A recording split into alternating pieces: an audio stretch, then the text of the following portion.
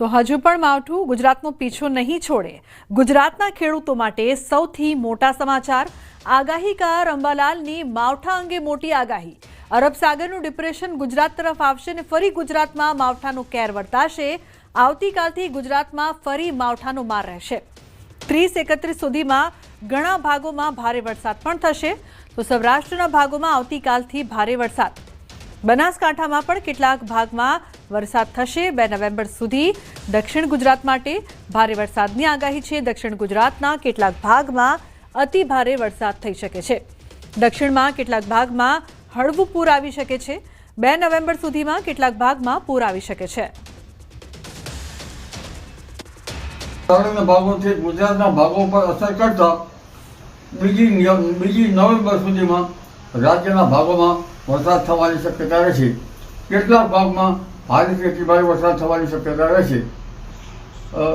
પશ્ચિમ સૌરાષ્ટ્રના ભાગોમાં ભારેથી અતિ ભારે વરસાદ થવાની શક્યતા રહેશે. ખાસ કરીને આ વરસાદ તારીખ 30-31 અને 43 સુધીમાં થવાની શક્યતા રહે. મધ્ય ગુજરાતના ભાગોમાં અમદાવાદ, ગાંધીનગરના ભાગોમાં પણ વરસાદ થવાની શક્યતા રહે. તારીખ 2 નવેમ્બર સુધીમાં તો દક્ષિણ ગુજરાતના કેટલાક ભાગમાં હળવું પૂર આવે તો વરસાદ થવાની શક્યતા રહે. તો અન્ય સમાચાર. અરવલ્લીથી મેઘરજમાં યુરિયા ખાતર માટે લાંબી લાઈનો. સતત બીજા દિવસે પણ ખાતર ડેપો આગળ લાંબી લાઈનો. ખાતર 2500 રૂપિયા સુધી વેચાતું હોવાનો આક્ષેપ.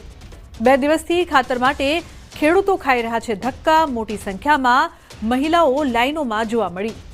ખાતર મેળવવા ખેડૂતોએ સહન કરવી પડી મુશ્કેલી.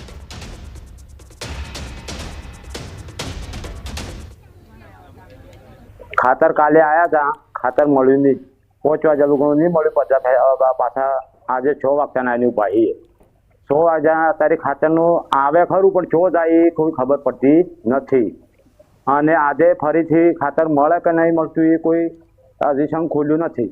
और मेरे को खातर 2 दिन से मैं आ रहा हूँ, 4 दिन हो गया लगभग. आज रोज चक्कर काटता हूँ, खातर अभी तक मिला नहीं है.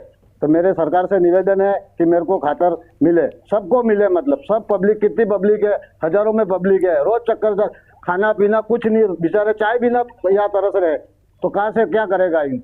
तो सरकार से मेरा यही निवेदन है कि हमको थोड़ा हेल्प करे और हमको खातर पहुँचाए. દ્વારકા જિલ્લામાં 2 દિવસથી કમોસમી વરસાદે તાંડવ સર્જી દીધું છે, જેના કારણે મગફળી અને અન્ય પાકને મોટું નુકસાન પહોંચ્યું છે. દ્વારકા જિલ્લામાં ખંભાળિયા તાલુકાના કેશોદ, વિંજલપર, ઠાકર શેરડી, ભાડતર સહિત અનેક ગામોમાં કમોસમી વરસાદ પડતા મગફળીના તૈયાર થયેલા પાકને નુકસાન પહોંચ્યું છે. ખેડૂતોએ રાત દિવસ મહેનત કરી મગફળીનો તૈયાર પાક કમોસમી વરસાદ થતાં પલળી ગયો હતો. મગફળી પલળી જતા ખેડૂતોને આર્થિક નુકસાની વેઠવાનો વારો આવ્યો છે. ખેડૂતો જણાવી રહ્યા છે કે કમોસમી વરસાદ થતાં મગફળી પલળી ગઈ છે અને તેમાં ફૂગ બેસી ગઈ છે, જેને લઈને મગફળીના પૂરતા ભાવ નહીં મળે. સાથે પશુઓનો ઘાસચારો પણ પલળી ગયો છે.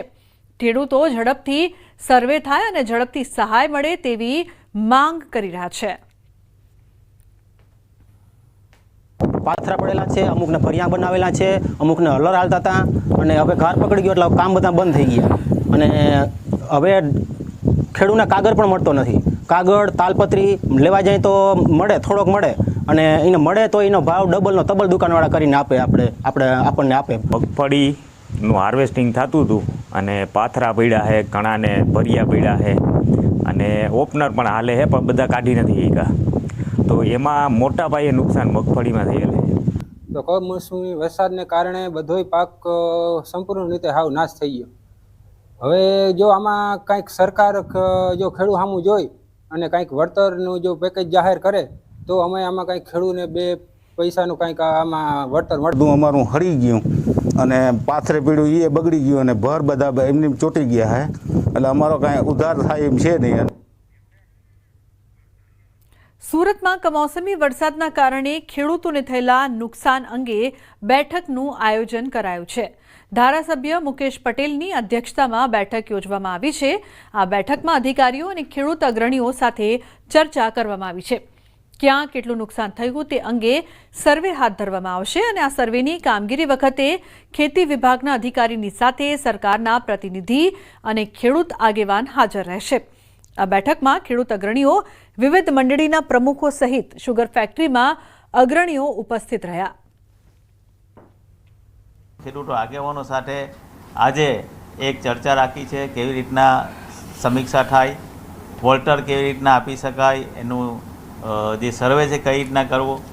ત્યારે મારા અધિકારી જોડે મિટિંગ રાખી છે કે દરેક ગામમાં સર્વે થાય, મારા મંત્રીનો એક પ્રતિનિધિ હાજર હોય, ગામનો એક પ્રતિનિધિ હાજર હોય, એકચ્યુઅલ પાકને નુકસાન કઈ રીતના થયું છે એનું પણ સર્વે થાય.